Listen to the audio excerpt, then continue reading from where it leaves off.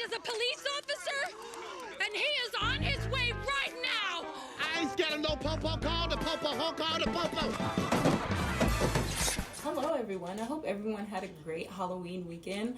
I was not able to make a Halloween themed episode and I really wanted to do it, so I'm going to do it now because it's never too late to do it. So here I am in my costume. We're going to talk about the next subject. We're still on phishing, but now we're going to talk about phone calls. And per usual, we're going to start with a story, and this is a story that I heard on a podcast, and it was about phone scamming. The story basically goes like this.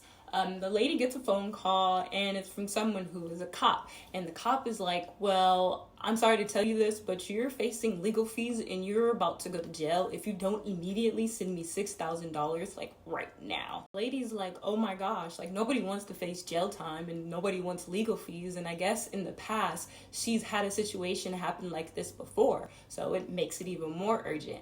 So long story short, the person impersonating the cop sends her through a long chase of getting money out of her. First he sends her to her actual bank because she needed to take some money out and she needed to transfer some money immediately to him, but in that effort she only can transfer so much. So he was like, I have an idea. In order to get the rest of the money, the scammer tells her, hey, can you go to your local Walgreens and buy gift cards? And with these gift cards, you can load the rest of the money on there.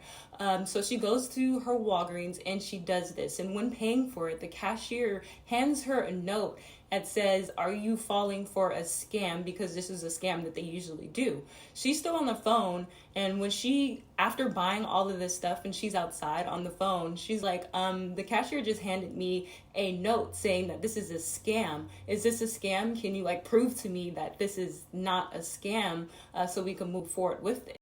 And this is where the scammer was kind of smart. He knew this, so he was like, well, you can go on the internet and you can search my name and it proves that I'm an officer.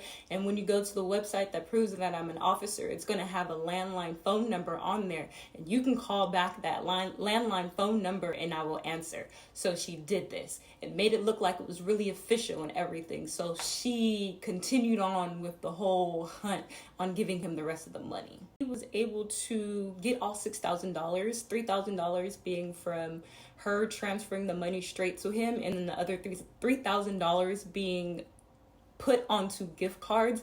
And then also he was able to have her scratch off the gift cards, read all the numbers on the gift cards, and then essentially abandon the gift cards inside of an empty mailbox.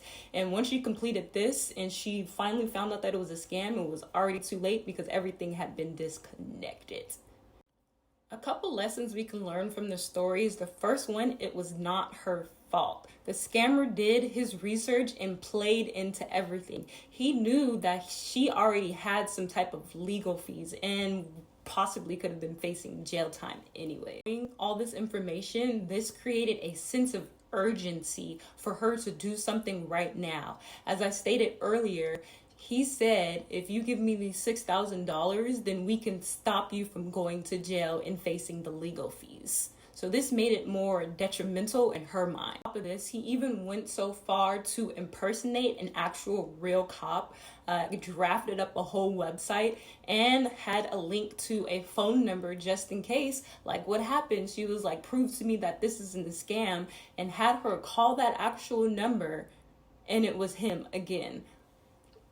Dotted I's and crossed T's.